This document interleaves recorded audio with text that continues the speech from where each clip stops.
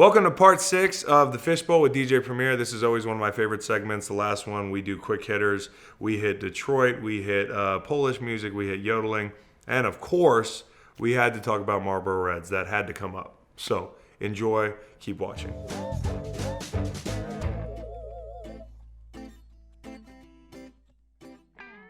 These are quick answers, but if you want to expound, that's great.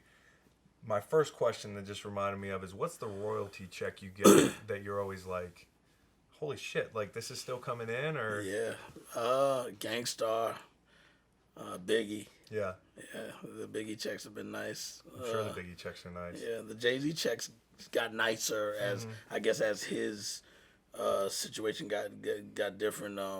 I know when my dad gets royalty checks for fucking Firestorm or Broken Arrow, because he comes upstairs and he's like, check this shit out, people are still buying it. What about something, everybody asks you what your favorite record you recorded. What's one that maybe did well, but you're like, I can't listen to that shit anymore. I don't like it. Because, you know, people change, people's tastes change. Yeah, I like more of my underground stuff, to be honest. Yeah. So do you resent one hit that you're like, kind of like, I wasn't into doing the Limp Bizkit record because my manager at that time had pushed me to do it, and I didn't consider Fred Durst, who's a crazy cool dude. Yeah, I'm sure he's awesome. And when he came to you, he said, "I'm not a good rapper." Yeah, exactly. He didn't, and that's what I liked about him. And then he really got me open when he goes, "Dude, I have your Tape Kings tapes." I was like, "You got Tape Kings?" Sick. If you to know Tape Kings back then, you had to be in the know of the scene.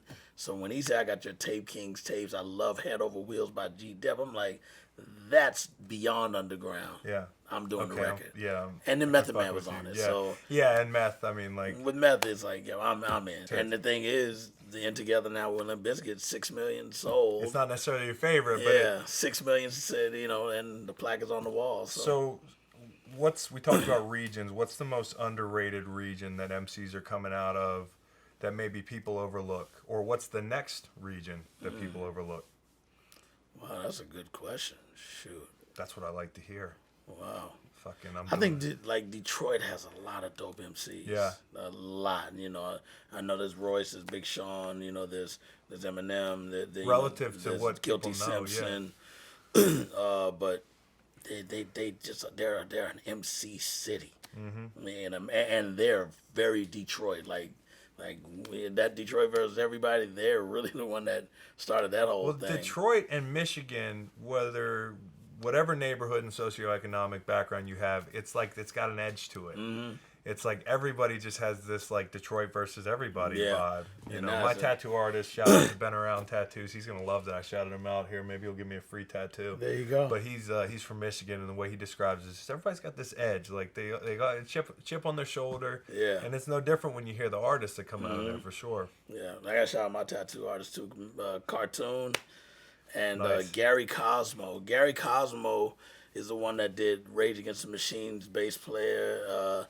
He has Timmy has this. It's almost like a black clean sleeve, work. And it's really like clean. skeletal. Yeah. We were on tour. It's heavy. Yeah, it was in '99. I was on tour with them. I wanted my first tat, and Gary was coming to finish doing the rest of his back and everything. What's Rage doing now?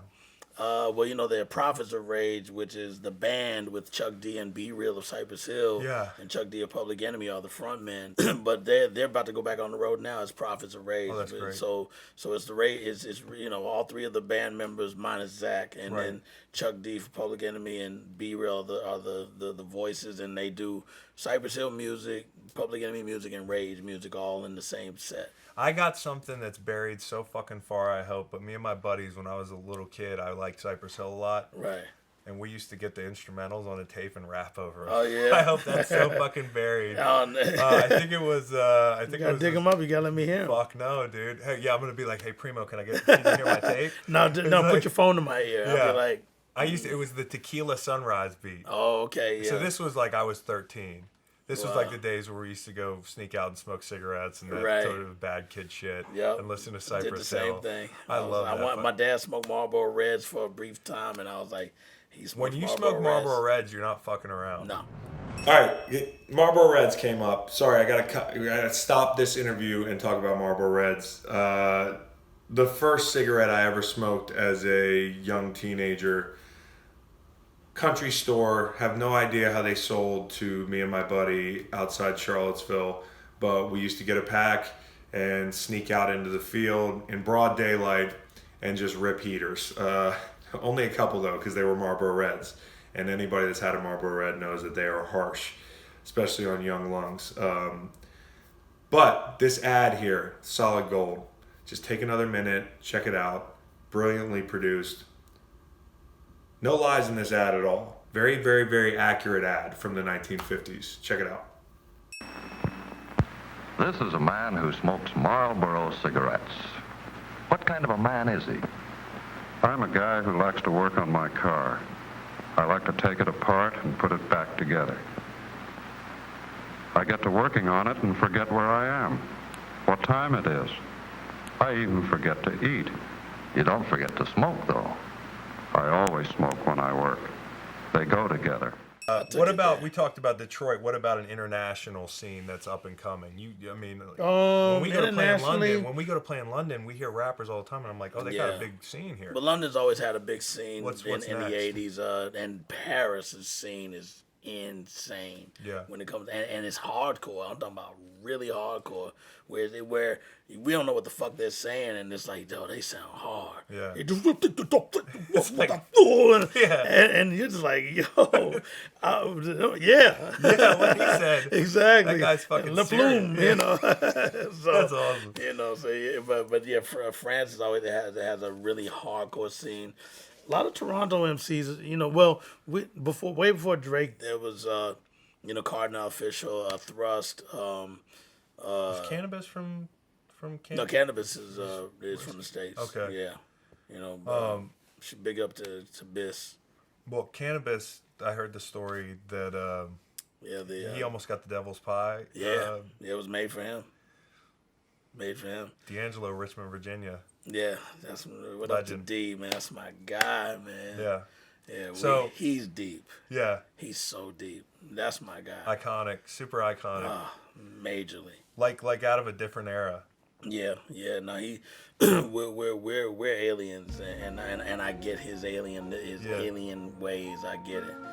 We're like, we can talk on the same wavelength of weird. Yeah. And it's not weird. That's super fucking cool. That's good to hear about it. Yeah, you're part of that too. That's sweet, man. I'm in the alien club with the. Oh yeah, 100%. Nah, yeah, you're totally that. The texts we've done before with I know, each other. I know. I'm like, yeah, he's connected. I was just high as fuck. So, what genre of music you wouldn't expect people to think you pull from? Or, like I talked to Polish music. Polish music? Yeah. Polish music. Yeah. I got some Ethiopian jazz I want to put you on too.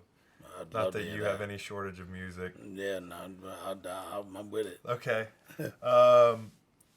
First record you ever owned? You kind of mentioned a few. Actually, it was ABC Jackson 5. Okay. No, I Want You Back. Last question. Unexpected track on your... I wrote down iPod, but that really aged me that I said iPod. I just got my iPod at the gym and just had to go get it yesterday because I still use my iPod. No shit. Yeah. So what's the most unexpected track on there that people would be like... Unexpected? See, I'm a big Devo fan. Really? Yeah, I went to see Devo, and they're in their 60s, and they were still tearing the stage up, ripping it down. Yeah. Yeah, anything Devo, man. All their albums. I'm into punk music, too, because, they Exploited, and I'm talking about the just grimy, hard. Right.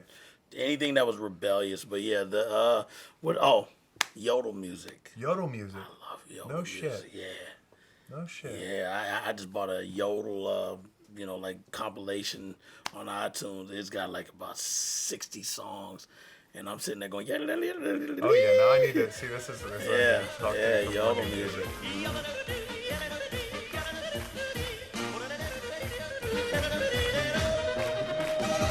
An honor and a pleasure to interview a living legend like DJ Premier. I met him because he's always been helpful to me off the field. He's supported my charitable endeavors. He is a good person that brings a lot of positivity to the table. He's a humble guy, but you sit down with him for an hour and you try to talk hip hop, and you think you like hip hop, but you realize you don't know much at all. So hopefully you enjoyed, and hopefully it was informative. A lot of great stories from this guy. Please continue to like, subscribe, and check out our channel. The Chalk channel is going to be bumping. We're going to have a lot more going on. Please catch up on the Fishbowl as well, and we'll see you next time.